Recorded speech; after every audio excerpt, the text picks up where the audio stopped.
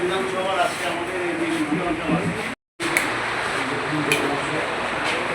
আমাদের আমাদের 5টা করে যে মহিলা আছে আমাদের কেনিয়া কামারপাড়া গ্রাম পঞ্চায়েতে আমরা মহিলাদের নিয়ে মিটিং করে নিয়েছি।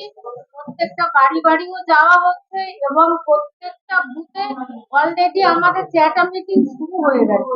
আমাদের বাঁকড়া হয়ে গেছে দুটো, গোবিন্দপুর হয়ে গেছে, কায়েম্বা হয়ে গেছে, কামারপাড়া হয়ে গেছে, কোচো হয়ে গেছে, শিলপাড়া হয়ে গেছে, আজকে বাগবেড়িয়া দুটো পার্টে আছে। মানে এরকম আমাদের প্রচার চলছে এবং আমাদের প্রার্থী আমাদের সকলের প্রিয় মানুষ, কাজের মানুষ, কাছের মানুষ। আমরা যখন ডাকি তখনই পাই। আমাদের এই রথিনদার কথাটা আমরা বাড়িতে বাড়িতে গিয়ে আমাদের নেত্রী মমতা বন্দ্যোপাধ্যায় যে 94টা প্রকল্প দিয়েছে সেই প্রকল্পের কথা একটু মনে করিয়ে দেওয়া।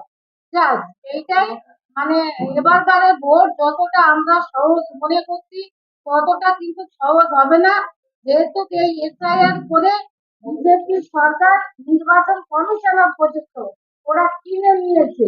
নিয়ে আজকের এই শান্ত এলাকাগুলো অশান্ত করার জন্য তারা একটা চক্রান্ত চালাচ্ছে। কিন্তু তৃণমূল কংগ্রেস তারা মানে ওদের মতন দলে বসে থাকে না। তৃণমূল কংগ্রেস 365 দিনও মানুষের কাছে থাকে। ওই জন্য মানুষের প্রতি ভরসা এবং আশা তাদের প্রতি আমাদের আছে। আমাদের 118 মধ্যমগ্রাম বিধানসভার প্রার্থী মাননীয় শ্রী রতন ঘোষ মহাশয় উপস্থিত ছিলেন। তার উপস্থিতিতে বারাসাত গোলাপপুর দুটি অঞ্চল গোন্ডা এবং কামারপাড়া অঞ্চলের সমস্ত নেতৃত্বদের সঙ্গে নিয়ে প্রধান উপপ্রধান অঞ্চল সভাপতি অঞ্চলের সমস্ত গুরুত্বপূর্ণ নেতৃত্ব উপস্থিত ছিলেন।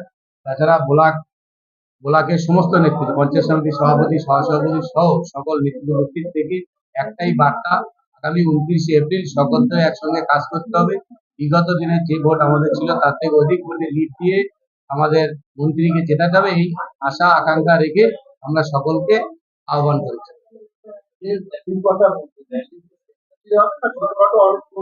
র্যালি এখানে আমাদের কামারপাড়া অঞ্চলে দুটি র্যালির কথা বলেছি, মন্ত্রী সাহেব ওটা ডেট দেবেন।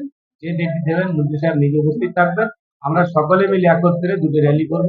তাছাড়া রোন্ডাতেও যে প্রোগ্রাম অঞ্চল সভাপতি অঞ্চল কমিটি নিয়ে একটা রুট ম্যাপ দিয়ে দেবে, মন্ত্রী সাহেব যে ডেট দেবে সেই ডেটেই আমরা সকলে একত্রে প্রচার